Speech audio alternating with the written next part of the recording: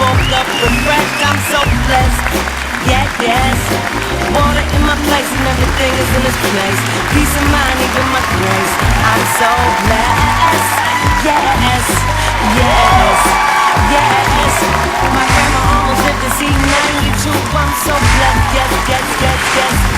My son was born healthy and beautiful. I'm so blessed. Yeah, yes.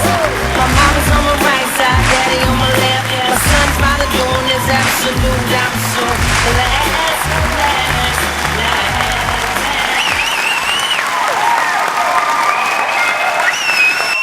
Today. That's not good enough. How's it going today? Les francophones de la place, comment ça va aujourd'hui? Okay. So I have 8 minutes and it's kind of stressing me, but I'll try to do the best I can. Because in 8 minutes, that's when I get warmed up. So I'm going to try to get warmed up right away. First, it's really an honor for me to be here. It's amazing. I mean, a year ago, I couldn't have even imagined that this would be a possibility. So still catching my breath. Okay. So imagination, this is one of my favorite words. This is where it all begins. It begins with imagination. Life is created from the inside out, so we need to reconnect with that faculty of imagining. If you look at the adult world today, people are not really, using that faculty, and it's one of the greatest powers that we have, So this is really key, to imagine the good things. The adult world today is so negative, so sarcastic. We have a hard time giving credit to the good things. When good things happen, it has to be luck or it has to be coincidence, but nobody really gives credit to the fact that we can imagine these things, and it's all related to our belief system deep down inside. Talking about how imagination is so important, that's what creates vision, because we heard about vision, and vision is really triggered by imagination. That's where it all starts. And I've been introduced, some of us are sometimes a little bit more lucky to be introduced to vision, as kids. I was lucky to be born in a family where, my dad was a diplomat and we traveled the world. I'm originally from the Congo in Central Africa. The country used to be called Zaire. For those of you who are a little bit older, you might remember this legendary boxing fight between Muhammad Ali and George Foreman, 1974. That was in Kinshasa, Zaire. That's my country. So, that's where I'm from.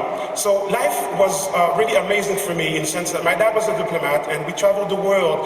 And I lived in, Belgium, France, Germany, Holland, Austria, the United States. We traveled the world. And that was just a blessing to be born in that type of family.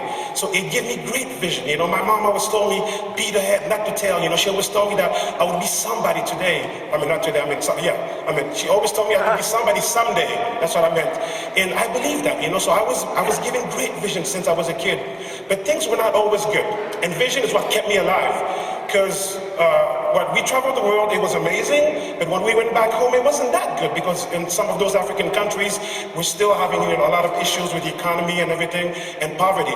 So it wasn't as good when we were there. I remember having one meal a day, at times, where it was really, really tough. We lived in a small house, 3 bedrooms, with 25, 30 people living in there. Our uncles, the aunts, the cousins, the whole clan is in the house.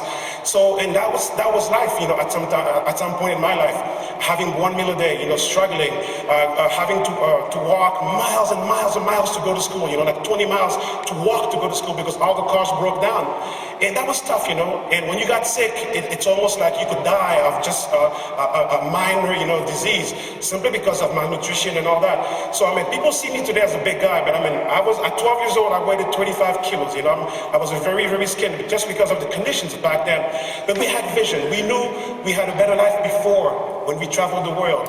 And we knew that someday, things would change. And the day came when my dad was promoted to ambassador. He became an ambassador for my country, and now we got to travel again. That day, our life changed forever. And I don't know if you guys have gone through that feeling already. The feeling where you know that from now on, life will never, ever be the same. That's how we felt. And then we went from struggling and everything to big houses, drivers, maids at home and everything. And that lasted maybe for 16 years. And then disaster again. War in my country, change of regime and all that. And my parents were put on the side. and then we had to go in survival mode again. And then that's why I landed in Canada, because we needed to find a place. Canada became the promised land for me. So we went through all of that, and I was able to stay alive because of vision, because I knew that the good days would come again. So that was my blessing, to be introduced to vision at a young age. And then we have this global expansion, and I'm looking back and I'm like, wow, I speak 5 languages. I lived in all these countries of Europe and all that. I'm like, wow, isn't that amazing? It all makes sense now. So this is why when we do this, we need to be able to come up with a message. And this is something that created vision for my team, for all of those that got embarked into what we're doing down there east in Canada. And it's our responsibility to imprint, to paint a picture into people's minds. And that's our responsibility, because in the ordinary world, people don't think like this. People don't say things like that. If you start talking like that, they'll think you're weird, But this is what creates movement. But for that vehicle to work, we need something. We need vision. If you don't have any vision, that vehicle will not do anything. We need to serve ourselves with that vision. And this is what's been able to create all the magic that we're going through. So I'm going to ask everybody, to help me in reading how our lives should be. We're not brought up, with that blueprint, but we can change it. So I'm going to count 1, 2, 3. Let's go. We're here to, we're going to join a movement along with people like you and I to live a stress-free life with the power and pleasure to acquire anything that your heart desires without ever owing anything to anyone, ever. And also to do what you, the freedom and the joy, to do what you love, help who we love, and just at the end, who you are. That's what it's all about. We can make it happen. This is what we need to repeat over and over and over. It does not matter what people think. What creates poverty, it's a repetition of a poverty message over and over.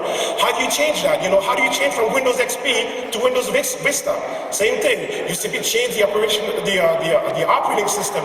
Same thing. We got to go from the old operating system to a new one. How do you do it? Through repetition. We got to repeat this message over and over and over and over again. So we need to repeat a message. This is how we can make it happen. So it's about taking action. Thank you very much.